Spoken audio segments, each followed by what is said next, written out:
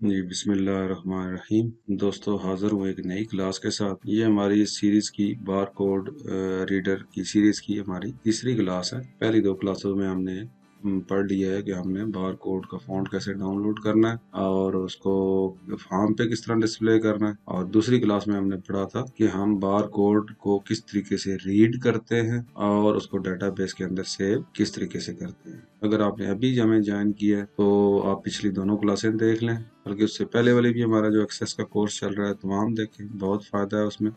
आपको इंशाल्लाह पूरी चीज़ें एक्सप्लेन की गई हैं, एक एक चीज़ को खुल के बयान किया गया है ताकि आप आसानी से अपना कोई छोटा मोटा डेटाबेस बना सकें। तो आज की क्लास में दोस्तों हम ये देखेंगे कि हम बार कोड को रीड किस तरीके से करते हैं और ताकि उसकी हमारे पास इंफॉर्मेशन, जिस तरह QoS सॉफ्टवेयर में बार कोड रीड होता है तो उसकी तमाम इंफॉर्मेशन एक स्क्रीन के ऊपर सर्च करके आ जाती है। पिछली क्लास में हमने 3 आइटम्स रीड की थी, उन्हीं 3 आइटम्स को हम इंशाल्लाह आज सर्च करके देखेंगे।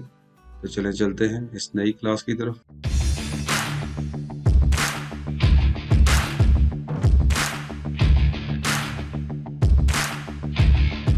दोस्तों, सबसे पहले तो आपने काम ये करना है कि हमारा चैनल सब्सक्राइब कर लें। अगर आपने सब्सक्राइब नहीं किया हुआ अभी तक तो के अलावा इसकी बेल आइकन ज़रूर प्रेस करें ताकि तमाम सीरीज़ और तमाम आने वाली वीडियोस आपको नोटिफिकेशन मिलता रहे। तो यहाँ पे हमने एक आइटम का टेबल बनाया हुआ था, ये मैं आपको दिखाता हूँ। यहाँ पे पिछली क्लासेस में हमने आइटम्स जो है वो कुछ फीड की थी। यहाँ पे आपको लास्ट पे आपको नज़र आ रही होंगी, ये 3 आइटम्स हमने नई जो है वो फीड की थी। तो आज हम इंशाल्लाह ये पढ़ते हैं कि इनको हम सर्च किस तरीके से करते हैं और एक फॉर्म के ऊपर हम उसको डिस्प्ले किस तरीके से करते हैं। तो जल्दी से हम जो है वो एक नया फॉर्म बना लेते हैं जिसके ऊपर हम इंशाल्लाह इनको, तो मैं नया फॉर्म में गया और ये खैर आपको पता है चीज़ें, अगर आपने पिछली क्लासेस देखी हैं तो आपको बड़ा इजीली आइडिया है कि किस तरीके से ये हमारा फॉर्म तैयार होता है। सबसे पहला काम हमने क्या करना है, यहाँ पे फॉर्म को मैंने बाउंड करना है और बाउंड किस से करना है, जो हमारा आइटम्स का डेटाबेस है, आइटम्स की जो ये टेबल है। आप इसकी क्यूरी भी बना सकते हैं और उससे आप इस फॉर्म को बाउंड कर सकते हैं, क्योंकि डाटा आपने इस टेबल से उठाना है, क्यूरी इस टेबल को बेस कर रही होगी और फॉर्म के ऊपर जो है वो चल रही होगी। हम डायरेक्टली टेबल से बनाते हैं तो इसका रिकॉर्ड सोर्स में क्या रख देता हूँ, आइटम्स जो टेबल है। उसके बाद हमारे पास एज एग्जिस्टिंग फील्ड में जाएंगे तो यहाँ पे उसके तमाम जो है वो हमारे पास आ रहे होंगे। हम आइटम आईडी को नहीं उठाते, मैं उठाता हूँ बार कोड को और उसके बाद आइटम नेम को उठा लेते हैं, यूनिट को उठा लेते हैं, पैकिंग को उठा लेते हैं, कैटेगरी आईडी री ऑर्डर, इसमें हमने कुछ इतना खास फीड नहीं किया था, इनको हम नहीं उठाते। इन स्टॉक उठा लेते हैं, परचेज प्राइस, सेल प्राइस, ये चीज़ें मैं हम उठा लेते हैं और इसको मैं नेट इस यहाँ पे ले आता हूँ। आप सारी चीज़ें उठा सकते हैं, लेकिन ये हम जो डिस्प्ले कर जाते हैं, मैं सिर्फ बार कोड को स्कैन करूंगा और ये चीज़ें ऑटोमेटिकली वो उसकी डिस्प्ले करेगा। थोड़ा सा इसका फॉर्म का हम अरेंजमेंट कर लेते हैं। इसको मैंने स्टार्ट कर दिया, यहाँ पे मैं ले आया, इनको मैं थोड़ा सा वाइड कर देता हूँ। दोनों को नहीं करना चाहिए तो एक को ही करते बेहतर था। इस फॉर्म, इस कॉलम को सिर्फ हम जो है वो थोड़ा सा वाइड कर लेते हैं और ये जो हमारा मेन जो है वो बार कोड का, उसको मैं थोड़ा सा बड़ा करता हूँ और इस पे मैं जो है वो फॉर्मेट जो है वो अच्छा सा लगा देता हूँ। यहाँ पे हम स्कैन करेंगे बार कोड को, सॉरी यहाँ पे ऑटोमेटिक तो ये रहना चाहिए था, इसका फॉन्ट थोड़ा सा बड़ा कर देता हूँ, 14 कर देते हैं। आइटम नेम को थोड़ा सा हम बड़ा कर देते हैं ताकि आपको सही नज़र आए, ऐसा कर देते हैं। और इस पे मैं कोई कलर भी इसके बैक एंड पे फिल कर देता हूँ ताकि थोड़ा सा ये डिफरेंट हो जाए, हमें नज़र आए कि यहाँ पे हम बार कोड स्कैन करेंगे। आइटम नेम को मैं ब्लैक करता हूँ, इसको बोल्ड कर देता हूँ और थोड़ा सा इसका भी मैं बड़ा कर देता हूँ यहाँ पे। तो यहाँ पे हम जो है वो बार कोड अपना लगाएंगे और इसके नीचे जो है वो ये चीज़ें चलेंगी। अब बात ये है कि ये हमारा किसी डेटाबेस के साथ कनेक्टेड है ये फॉर्म। मैं असल में ये चाह रहा हूँ इस टेबल को हम अनबाउंड करें और एक VBA के थ्रू हम यहाँ से बार कोड जो हमारा स्कैन हो तो इन टेक्स्ट बॉक्सेस को पॉपुलेट करें। उसके आगे आप जिस तरीके से चाहे इस्तेमाल कर सकते हैं। उसके बाद आप यहाँ से एक बटन बना सकते हैं और बटन के थ्रू ये आइटम्स ये जो चीज़ें हैं अपने टेबल के अंदर फीड कर सकते हैं। तो पहला काम मैं ये करता हूँ, यहाँ पे मैं जाता हूँ और इन सब चीज़ों को मैं डिलीट करता हूँ और ये हमारा जो फॉर्म है ये अनबाउंड हो जाएगा। ये किसी भी डाटा के साथ, किसी भी टेबल के साथ बाउंड नहीं होगा। इसका मैं फॉर्म पे भी जाता हूँ और आइटम्स जो है मैंने जो बाउंड किया है इसको भी डिलीट कर देता हूँ। तो यहाँ पे ये डिलीट हो चुका है। अब ये इस फॉर्म का हमारे डाटाबेस के साथ ताल्लुक नहीं है, ये सिंपल है। यहाँ पे जस्ट हम इसके बाद बटन बनाएंगे और बटन के थ्रू हम ये वैल्यूज जो है वो डाटाबेस के अंदर फीड करेंगे।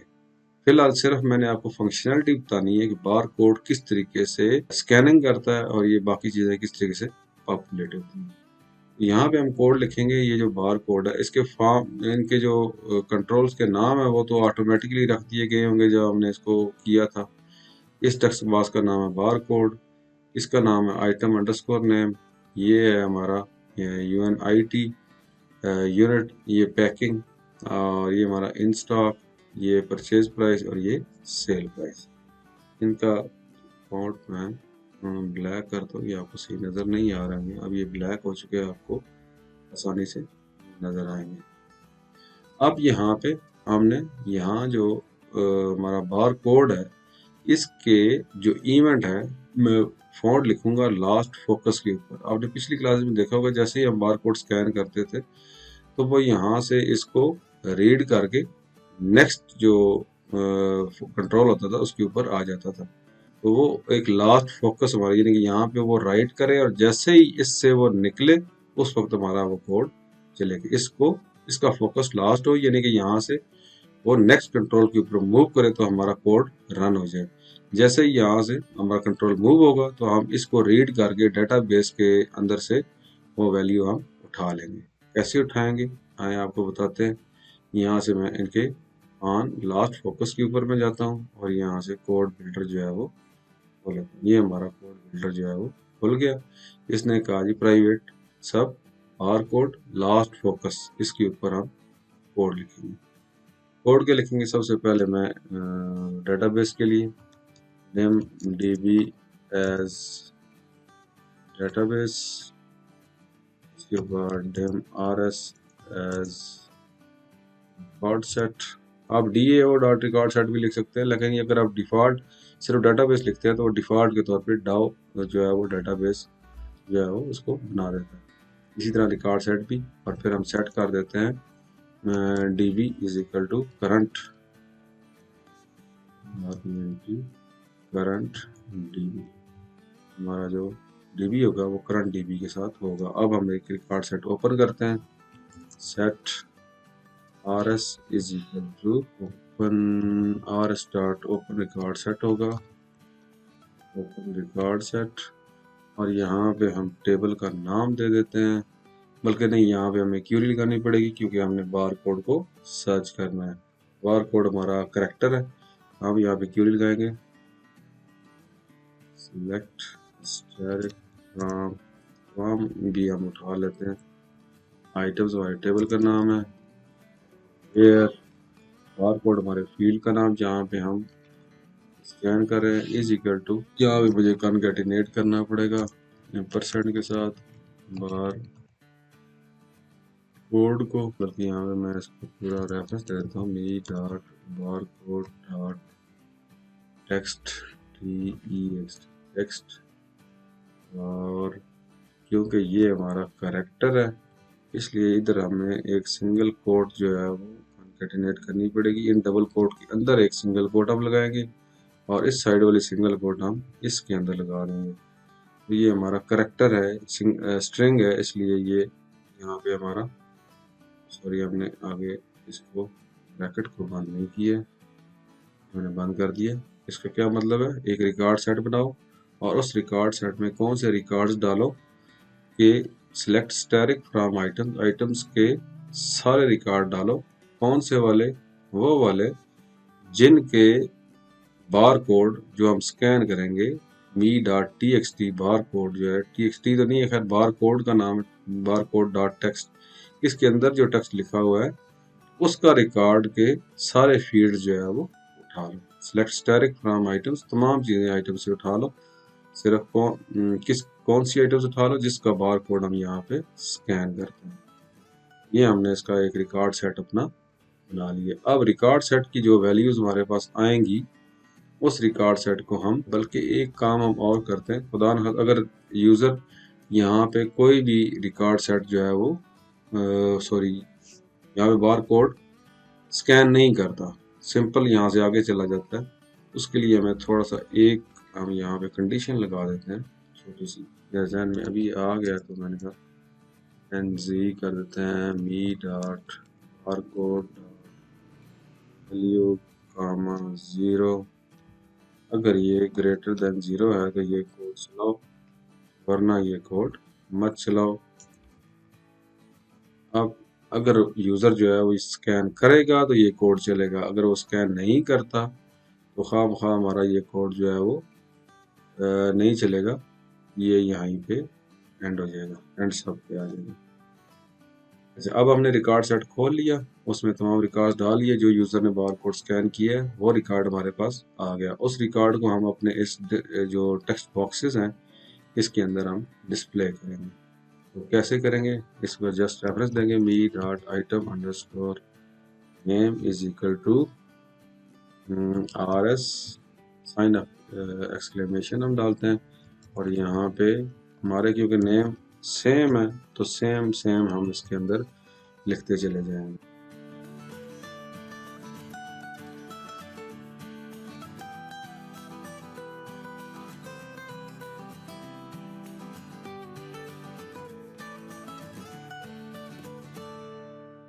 ये जनाब हमने तमाम चीज़ें लिख ली। मी डॉट आइटम नेम जो है वो इस टेक्स्ट बॉक्स का नाम आइटम नेम है, तो इसके अंदर जो है वो आइटम नेम डाल देगा। इस टेक्स्ट बॉक्स का नाम यूनिट है तो इसके अंदर यूनिट डाल देगा। पैकिंग है तो पैकिंग डाल देगा। इस तरह तमाम टेक्स्ट बॉक्स के अंदर जो भी वैल्यूज़ हमने रिकॉर्ड सेट में उठाई है, रिकॉर्ड सेट साइन एक्सक्लेमेशन और आगे उस फील्ड का नाम लिखने से क्या होगा कि ये जो रिकॉर्ड सेट में ये जो चीज़ है ये उठा के तो यहाँ पे यूनिट के अंदर डाल देगा। तो यहाँ पे हमने अपने टेक्स्ट बॉक्सेस को पॉपुलेट करवा लिया। अब इसके बाद आखिर पे हम क्या करेंगे, मी डॉट बार कोड को हम bar code is equal to null कर देते हैं, इसको खाली कर दे वो, और आर एस रिकॉर्ड सेट को हम क्लोज कर देते हैं और simple set R S is equal to ये ख़त्म। ये इसको करना ज़रूरी होता है, बहुत ज़रूरी भी नहीं है, लेकिन ये आपकी मेमोरी फ्री हो जाती है और ये आप नेक्स्ट किसी जगह पे यूज़ कर सकते हैं।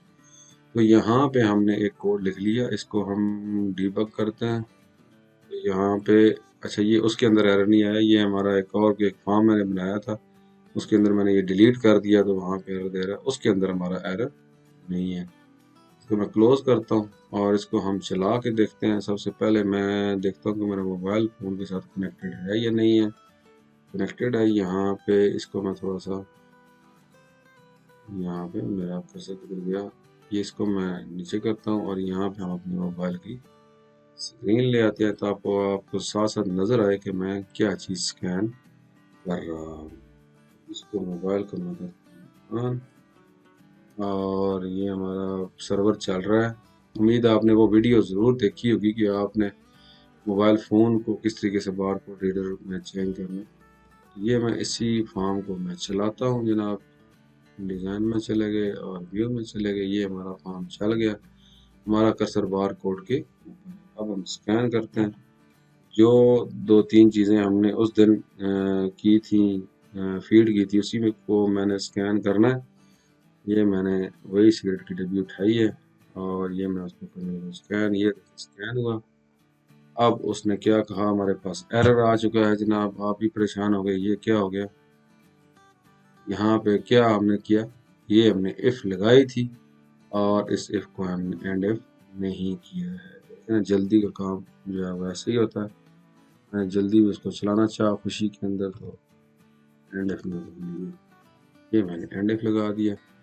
अब इसको मैंने देखें बार कोड रीडर हमारा स्कैन हो चुका था, इसको मैं डिलीट करता हूँ और दोबारा से हम बार कोड जो है वो स्कैन करते हैं। ये मैंने लिया जनाब यहाँ पे बार कोड आया, ये देखिए स्कैन हुआ। लो जी, एक और एरर आ गया हमारा। ये क्या आ गया जी, object variable or with block variable not set. क्या किया मैंने, तो यहाँ पे देखें जनाब, एक यहाँ पे हमसे गलती हुई है। Set R S is equal to R S dot open record set. यहाँ पे R S dot open record set नहीं है, बल्कि यहाँ पे हमने DB dot open record set होता है। देखिए ना, हम भूल गए थे।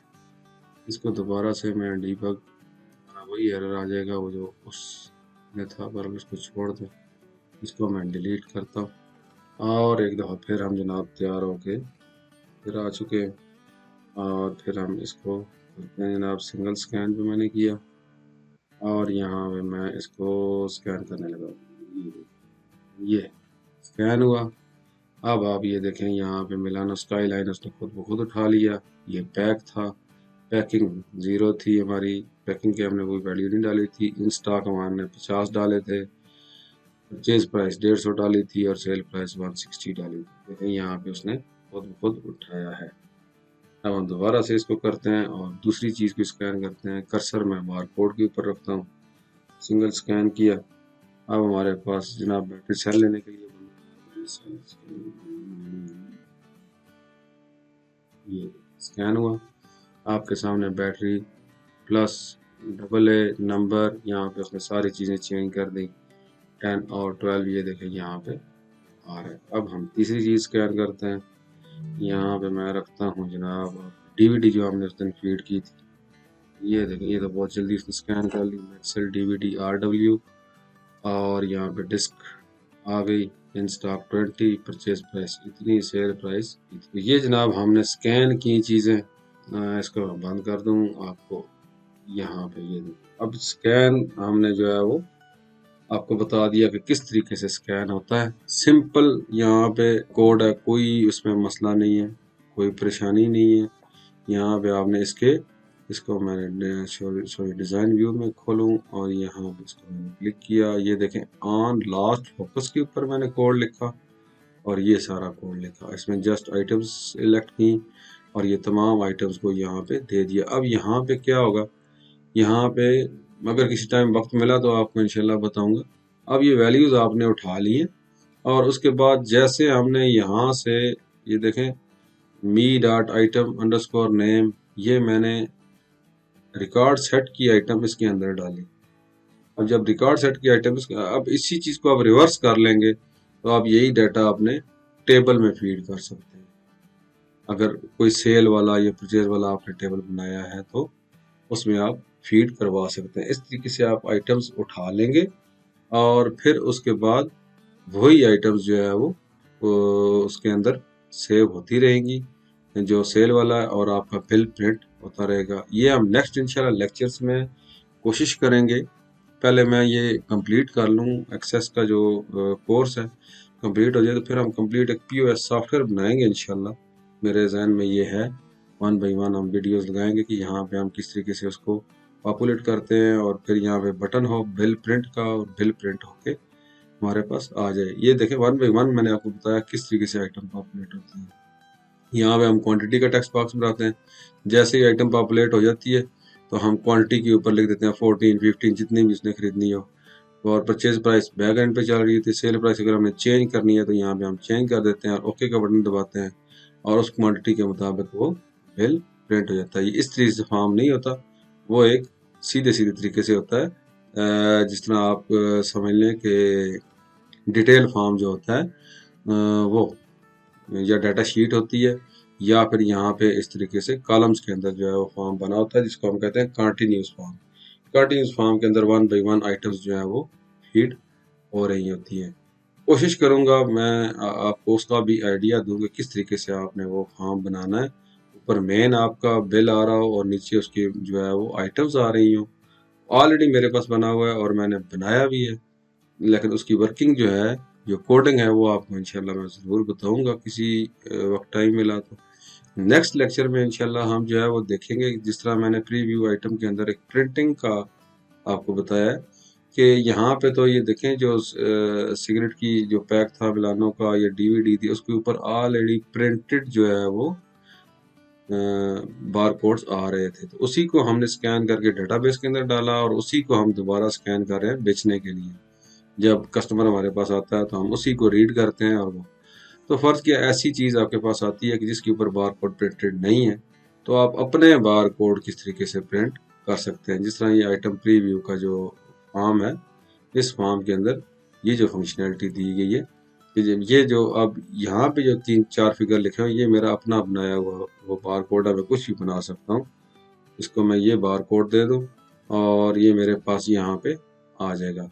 इसी बार कोड को, ये बार कोड अगर किसी भी मेरे आइटम ऐसा है जो हम लोकल मैन्युफैक्चर करते हैं, फर्ज किया हम जो है वो कोई भी ऐसी आइटम है जो जिसमें बार कोड नहीं होता, फर्ज किया ये बल्कि लतीफ़े की बात है कि मैंने जनरल स्टोर के लिए बनाया, तो उसने कहा जी मेरी नस्वार की जो है पैक उसके ऊपर बार कोड नहीं है, तो वो मैं कैसे लगाऊं। तो उसको मैंने ये बना के दिया था। आपके पास भी अगर कोई ऐसी चीज़ है, या आप लोकल एक फर्नीचर बनाते हैं खुद, तो उस पर बार कोड आप प्रिंट नहीं कर सकते, तो आप यहाँ से बार कोड प्रिंट करके ये जो फंक्शनैलिटी है नंबर ऑफ बार कोड, आप यहाँ पे एक बार कोड जनरेट कर लें, खुद ही टाइप कर लें, उस आइटम की आईडी टाइप कर लें, या अपने टेबल की फर्नीचर जो आप बना रहे हैं, कुर्सी बना रहे हैं, टेबल बना रहे हैं, उसकी एक आईडी जो है वो जनरेट कर लें। और ये जो जैसे वो जो आईडी आप यहाँ पे लिखेंगे तो आपको ये बार कोड ये यहाँ पे जनरेट कर देगा उन फिगर्स के मुताबिक। आपने सिर्फ क्या करना है, यहाँ से आपने इसको प्रिंट देना है कि जी मैं फर्स्ट किया 12 बार कोड इसके प्रिंट, 12 मेज़ मैंने तैयार किए हैं, 12 मेज़ें तैयार की हैं, हर मेज़ पे मैं एक स्टिकर लगाना चाहता हूँ। आपने स्टिकर डालना है अपने प्रिंटर के अंदर और यहाँ से प्रिंट बार कोड कर देना है। ये आपके पास रिपोर्ट निकल आएगी, इसको आप कंट्रोल पी करें और यहाँ से आप प्रिंटर के ऊपर प्रिंट कर लें। इन बार कोड्स को काट के आप उसके ऊपर चिपका सकते हैं, और जैसे ही आप अपना मोबाइल फ़ोन या आपके पास बार कोड रीडर है, इसको रीड करेंगे तो इंशाल्लाह वो जो है आपके डेटाबेस के अंदर यहाँ पे जो हमने बनाया है या बिल बना सकते हैं वो आपको वो रीड करेगा। तो नेक्स्ट लेक्चर में इंशाल्लाह हम ये फंक्शनैलिटी पढ़ेंगे कि हमने बार कोड जो अपने बनाए हुए बार कोड हैं या जो आपने स्कैन किए हैं उनको भी आप प्रिंट कर सकते हैं, लेकिन वो तो ऑलरेडी एक प्रोडक्ट के ऊपर प्रिंटेड होता है, दोबारा हमें प्रिंट करने की जरूरत नहीं पड़ती। अगर आपने खुद बार कोड ये बनाया है तो उसको हम किस तरीके से प्रिंट, ये रिपोर्ट कैसे खुलती है और रिपोर्ट ये बनती कैसे है, और ये 12 जितने आप देंगे, यहाँ पे आप फर्ज किया उसको देते हैं 18 दे देते हैं, आप इधर बार कोड प्रिंट करते हैं, देखिए आप उसने 18 प्रिंट किए, हर लाइन में 3 है और 1 2 3 4 5 6 लाइनें हैं, 3 हर एक लाइन में आ गए और ये 18 जो है हमारे बार कोड प्रिंट हो गए। इस तरीके से आप फर्ज के यहाँ पे आप 20 प्रिंट करना चाहते हैं तो आप बार कोड प्रिंट करेंगे। यहाँ पे ये देखें उसने 20 जो है वो प्रिंट कर लिए, 18 ये हो गए और 2 ये हो गए। इस तरीके से वो प्रिंट कर देगा आपको। आप इसको सिर्फ आपकी मेहनत ये होगी कि आपने इसको काटना है, छुरी से आप या कटर से काट सकते हैं, काट के आप चिपका सकते हैं स्टिकर शीट के ऊपर, ये प्रिंट ले लें और ये आप चिपका सकते हैं। इसको आप रीड करेंगे तो ऐसे ही वो रीड आपका बार कोड रीडर इसको प्रिंट करेगा। तो ये इंशाल्लाह हम नेक्स्ट क्लास में करेंगे। आज की क्लास काफ़ी लंबी हो चुकी है, लेकिन उम्मीद है कि ये चीज़ आपको पसंद आई होगी कि हम किस तरीके से बार कोड को स्कैन करते हैं और अपनी इंफॉर्मेशन डेटाबेस के अंदर से किस तरीके से हम उठाते हैं। तो उम्मीद है ये क्लास आपको पसंद आई होगी। अगर पसंद आई हुई है तो शेयर करें, चैनल को सब्सक्राइब करें, वीडियोज़ को शेयर करें। बहुत शुक्रिया। अल्लाह हाफ़िज़।